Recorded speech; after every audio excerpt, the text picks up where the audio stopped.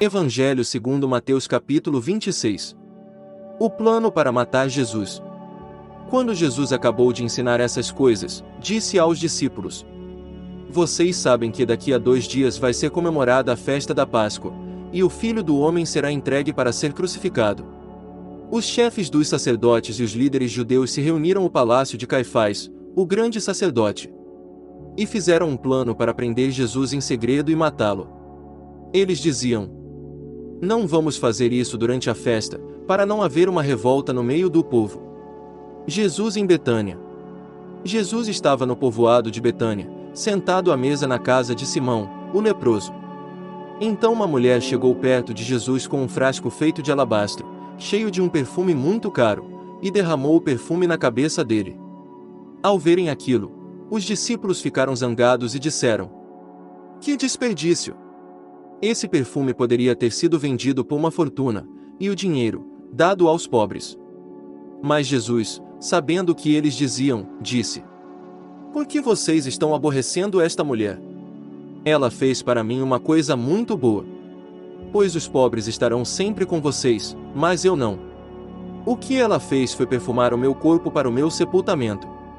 Eu afirmo a vocês que isto é verdade. Em qualquer lugar do mundo onde o Evangelho for anunciado, será contado o que ela fez, e ela será lembrada. Judas Tra e Jesus. Então um dos 12 discípulos, chamado Judas Iscariotes, foi falar com os chefes dos sacerdotes. Ele disse: Quanto vocês me pagam para eu lhes entregar Jesus? E eles lhe pagaram 30 moedas de prata. E daí em diante Judas ficou procurando uma oportunidade para entregar Jesus. Jesus comemora a Páscoa.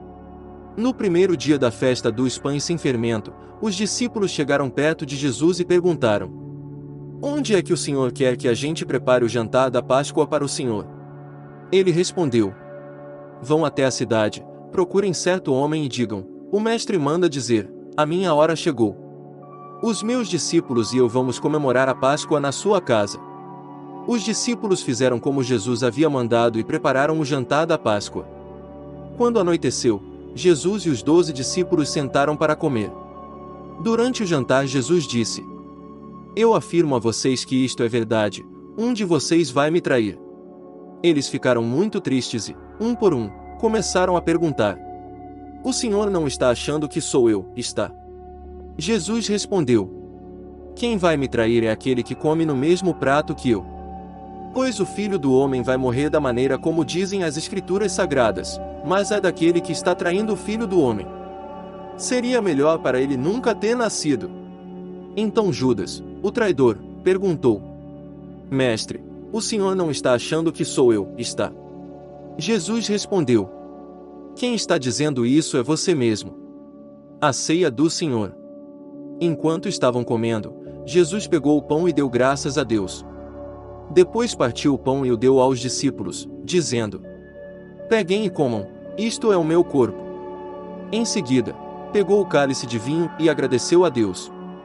Depois passou o cálice aos discípulos, dizendo: Bebam todos vocês. Porque isto é o meu sangue, que é derramado em favor de muitos para o perdão dos pecados, o sangue que garante a aliança feita por Deus com o seu povo.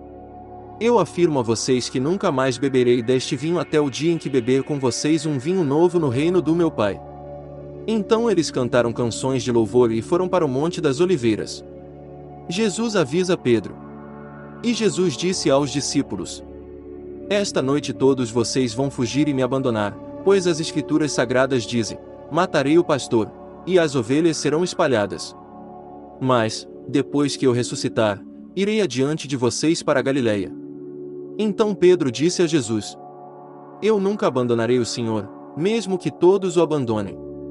Mas Jesus lhe disse: Eu afirmo a você que isto é verdade, nesta mesma noite, antes que o galo cante, você dirá 3 vezes que não me conhece. Pedro respondeu: Eu nunca vou dizer que não o conheço, mesmo que eu tenha de morrer com o Senhor. E todos os outros discípulos disseram a mesma coisa. Jesus no jardim do Getsêmani. Jesus foi com os discípulos para um lugar chamado Getsêmani e lhes disse: Sentem-se aqui, enquanto eu vou ali orar. Então Jesus foi, levando consigo Pedro e os 2 filhos de Zebedeu. Aí ele começou a sentir uma grande tristeza e aflição. E disse a eles: a tristeza que estou sentindo é tão grande, que é capaz de me matar. Fiquem aqui vigiando comigo. Ele foi um pouco mais adiante, ajoelhou-se, encostou o rosto no chão e orou: meu Pai, se é possível, afasta de mim este cálice de sofrimento. Porém que não seja feito o que eu quero, mas o que tu queres. Depois voltou e encontrou os 3 discípulos dormindo. Então disse a Pedro: será que vocês não podem vigiar comigo nem uma hora? Vigiem e orem para que não sejam tentados. É fácil querer resistir à tentação, o difícil mesmo é conseguir. Pela segunda vez Jesus foi e orou, dizendo: meu Pai, se este cálice de sofrimento não pode ser afastado de mim sem que eu o beba, então que seja feita a tua vontade. Ele voltou de novo e encontrou os discípulos dormindo. Eles estavam com sono e não conseguiam ficar com os olhos abertos. Jesus tornou a sair de perto deles e orou pela terceira vez, dizendo as mesmas palavras. Então voltou até onde os discípulos estavam e perguntou: vocês ainda estão dormindo e descansando? Olhem! Chegou a hora, e o Filho do Homem está sendo entregue nas mãos dos maus. Levantem-se, e vamos embora. Vejam! Aí vem chegando o homem que está me traindo. Jesus é preso. Jesus ainda estava falando, quando chegou Judas, um dos 12 discípulos. Vinha com ele uma grande multidão armada com espadas e porretes, que tinha sido mandada pelos chefes dos sacerdotes e pelos líderes judeus. O traidor tinha combinado com eles um sinal. Ele tinha dito: prendam um homem que eu beijar, pois é ele. Judas foi até perto de Jesus e disse: mestre, que a paz esteja com o Senhor. E o beijou. Jesus respondeu: amigo, o que você vai fazer, faça agora. Então eles chegaram, prenderam Jesus e o amarraram. Mas um dos que estavam ali com Jesus tirou a espada, atacou um empregado do grande sacerdote e cortou uma orelha dele. Aí Jesus disse: guarde a sua espada, pois quem usa uma espada será morto por uma espada.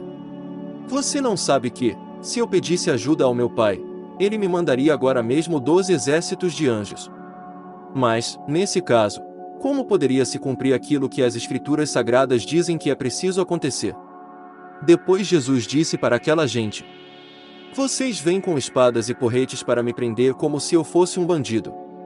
Eu estava todos os dias ensinando no pátio do templo, e vocês não me prenderam. Mas tudo isso está acontecendo para se cumprir o que os profetas escreveram nas Escrituras Sagradas. Então todos os discípulos abandonaram Jesus e fugiram. Jesus diante do Conselho Superior. Os homens que prenderam Jesus o levaram até a casa do grande sacerdote Caifás, onde estavam reunidos alguns mestres da lei e alguns líderes judeus. Pedro seguiu Jesus de longe até o pátio da casa do grande sacerdote. Entrou e sentou-se com os guardas para ver como aquilo ia terminar. Os chefes dos sacerdotes e todo o conselho superior estavam procurando alguma acusação falsa contra Jesus a fim de o condenar à morte. Mas não puderam encontrar nada contra ele, embora muitos se levantassem para dizer mentiras a respeito dele. Afinal 2 homens se apresentaram e disseram: este homem afirmou: eu posso destruir o templo de Deus e construí-lo de novo em 3 dias. Aí o grande sacerdote se levantou e perguntou a Jesus: você não vai se defender desta acusação? Mas Jesus ficou calado. Então o grande sacerdote tornou a perguntar: em nome do Deus vivo, eu exijo que você diga para nós: você é o Messias, o Filho de Deus. Jesus respondeu: quem está dizendo isso é o Senhor. Mas eu afirmo a vocês que de agora em diante vocês verão o Filho do Homem sentado do lado direito do Deus Todo-Poderoso e descendo nas nuvens do céu. Aí o grande sacerdote rasgou as suas próprias roupas e disse: ele blasfemou. Não precisamos mais de testemunhas. Vocês ouviram agora mesmo esta blasfêmia contra Deus. Então, o que resolvem?